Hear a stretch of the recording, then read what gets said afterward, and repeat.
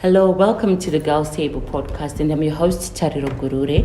And today we have an amazing young lady whose voices for the inclusion of young women, and she's a feminist. Her name is Unika Tatenda Kombora. Thank you, Tatenda, for joining me today. Thank you very much for having me, Tariro. It is definitely going to be my pleasure. Tatenda, you are on record as a young person that is not apologetic in speaking for women and wanting women to be visible and speaking truth to power. But however, the issue that has happened today, it is the popular Patriotic Bill that has just come to be law. We have known it as the Patriotic Bill, but actually the bill has its law in the Constitution, its name rather in the Constitution, and it is the Criminal Law Codification and Reform Act. So it being the Patriotic Bill, it came from the clause, or rather the section 2 of the bill that speaks of willingly injuring the sovereignty and the national interest of Zimbabwe. And does that make you unpatriotic when you speak truth to power as a woman? That's a very interesting question. And I remember one time when we were really discussing the bill, that it was still a bill then, when we were still discussing it with a group of activists. One thing that someone said, they said a certain quote by, I guess it's a radical, a revolutionary somewhere. It was saying that sometimes real patriots have to protect their country.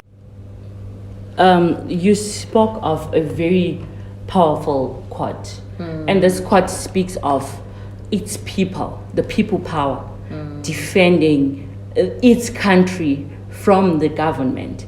Not that it encourages people to do an uprising, or it encourages violence, or it encourages the things that might end us being in places that we don't necessarily feel at peace.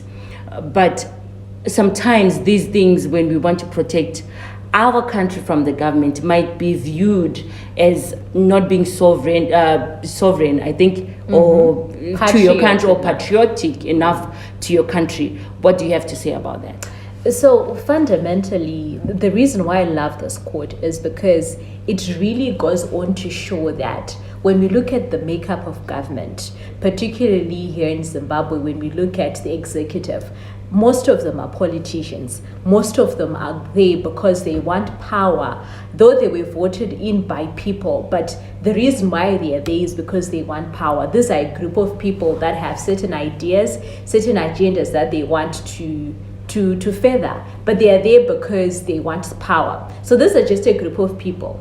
And when you then look at the fact that the state or the country is made up of people, but it really becomes very dangerous if we say that the interests of a certain group of people are more important than those of others. So I guess maybe my biggest concern about this bill is that in how it wants people to be patriots, but the idea of patriotism has to say that you are loyal to a certain country, you are loyal to a certain ideology. But what really is the ideology of Zimbabwe? What really are the principles that we have as a nation?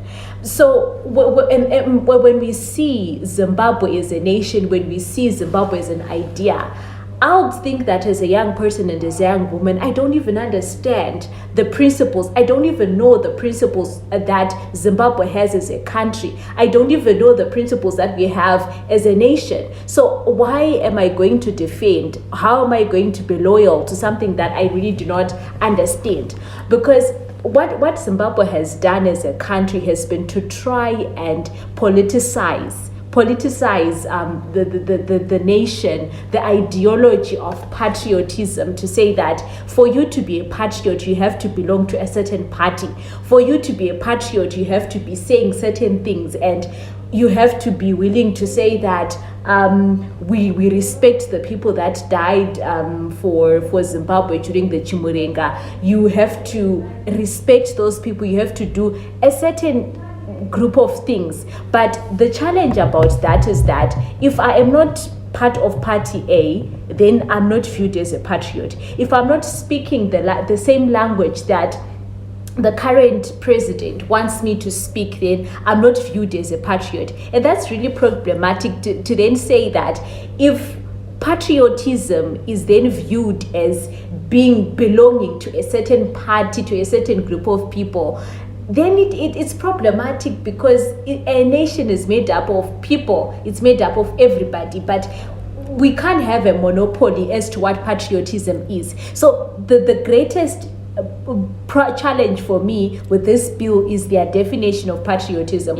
What do they view as patriotism? Because if we were to look at the dictionary and the kind of patriotism that we're expected to have as Zimbabweans, I think those are two different things, and they are really very problematic. Okay, you've touched on a lot of fundamental things in this whole process, but I want us to talk about, you spoke of ideology, and I saw a tweet while I was just browsing, where it said that young people need to go to the Herbert Chitepo School of Ideology, and as a curriculum where kids that are growing up, they need to be taught ideology.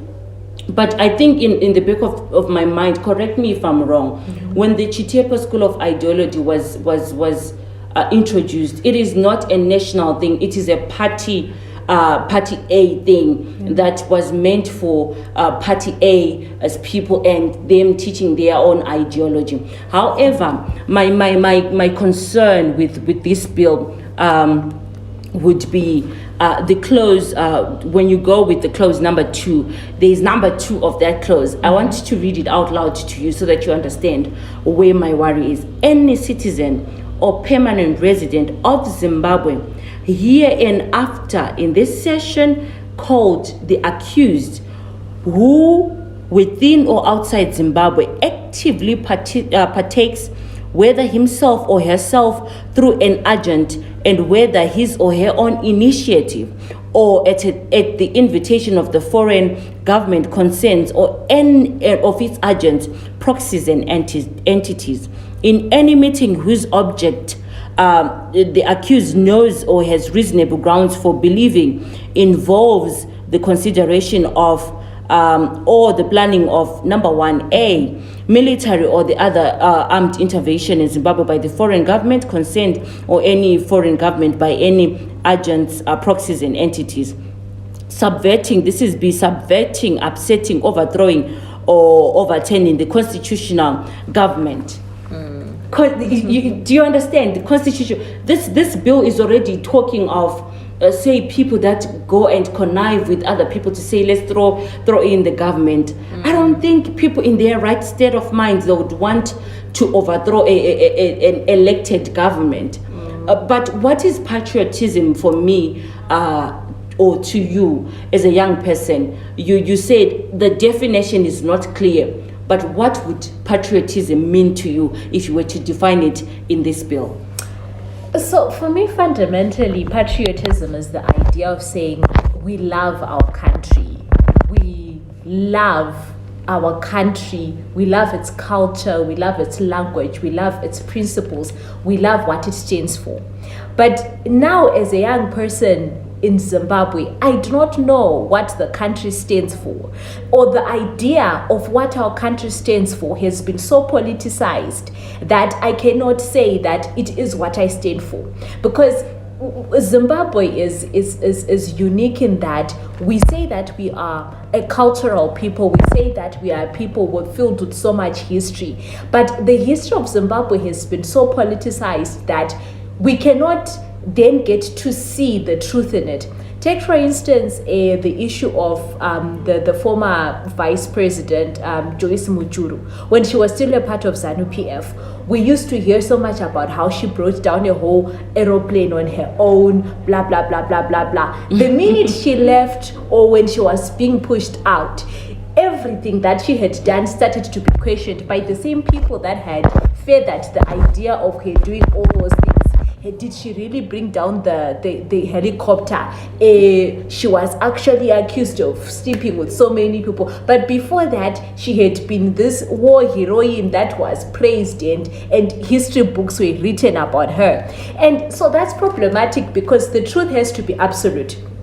History also has to be absolute. History has to be something that doesn't change because it has happened in the past. But we can't wake up today and say that so and so didn't bring down the helicopter because maybe the political party that they belong to doesn't want them anymore. So with them then saying that certain people or certain things are what we stand for as a country, it's problematic. Because when you talked about the Herbert Chitepo school of ideology, and you're right to say that it wasn't viewed or shown to us as something that was nationalistic in its term, and it shouldn't be that. It shouldn't be that.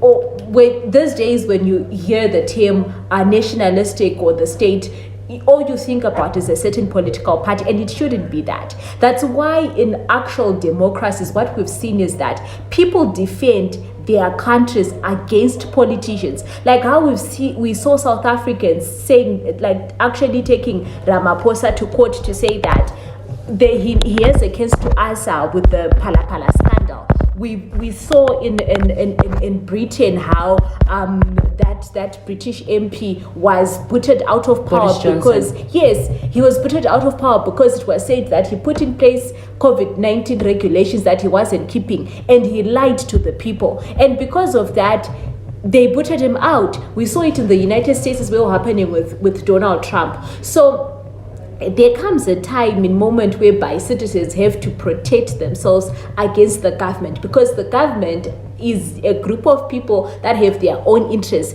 but they need to be kept in check. This is where activism comes in. This is where people like us, you and me, come in to say that this group of people have certain agendas that they want, and they need to consolidate it to keep their power. But if they remain unchecked, it becomes a dictatorship, and dictatorship is problematic because it's only looking at the interests of a group of people and not of a whole nation. So if that group of people comes and tells me that the sky is green today, and they want me to believe that the sky is green, and if I say the sky is blue, then I'm deemed unpatriotic, then that's really problematic. You touched on a lot of things, and I think you're making perfect sense.